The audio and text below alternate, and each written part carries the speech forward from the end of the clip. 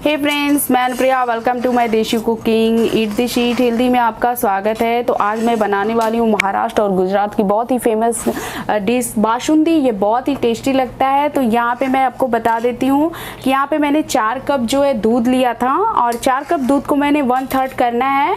और ये बहुत इसको जो है रबड़ी से पतला होना चाहिए और खीर से थोड़ी गाढ़ा होना चाहिए और ये पूरी से बहुत ही टेस्टी लगता है। तो मैंने दूध पहले ही रख दिया था। एक बॉयल आने के बाद जो है मलाई भी इसी में मैं मिला लेती हूँ और इसको जो है अच्छे से मैं और उबालूंगी जब तक ये 1/3 ना हो जाए। तो फ्रेंड्स, यहाँ पे मैंने दूध को थोड़ा उबाला और उबालने के बाद इसमें चरोली है, ये मैं डालूंगी 1 से 2 चम्मच। और यहाँ पे काजू और मैंने बादाम लिया है, ये जो है 2-2 चम्मच होगा, काट लिया था बारीक, इसी में डाल दूंगी। इलायची पाउडर, केसर मैंने 20 से 25 लिया था, इसको दूध में मैंने भिगो लिया था, इसे भी डाल दूंगी। आप केसर आपका मन आप डालें, आप नहीं भी डाल सकते हैं अगर आपको पसंद नहीं है तो। यहाँ पे मैंने 1/3 चीनी लिया था, ये डाल दूंगी। और इसे डालने के बाद जो है और भी गाढ़ा को अभी और भी दूध को गाढ़ा करना है।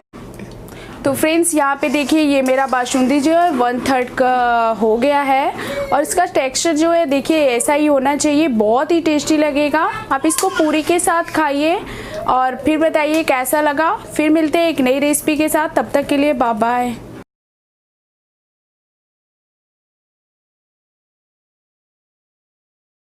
हे फ्रेंड्स, मैं प्रिया, वेलकम टू माय देशी कुकिंग ईट देसी ईट हेल्दी में आपका स्वागत है। तो आज मैं बनाने वाली हूँ महाराष्ट्र और गुजरात की बहुत ही फेमस डिश बासुंदी। ये बहुत ही टेस्टी लगता है। तो यहाँ पे मैं आपको बता देती हूँ कि यहाँ पे मैंने 4 कप जो है दूध लिया था और 4 कप दूध को मैंने 1/3 करना है। और ये बहुत इसको जो है रबड़ी से पतला होना चाहिए और खीर से थोड़ी गाढ़ा होना चाहिए और ये पूरी से बहुत ही टेस्टी लगता है। तो मैंने दूध पहले ही रख दिया था। एक बॉयल आने के बाद जो है मलाई भी इसी में मैं मिला लेती हूँ और इसको जो है अच्छे से मैं और उबालूंगी जब तक ये 1/3 ना हो जाए।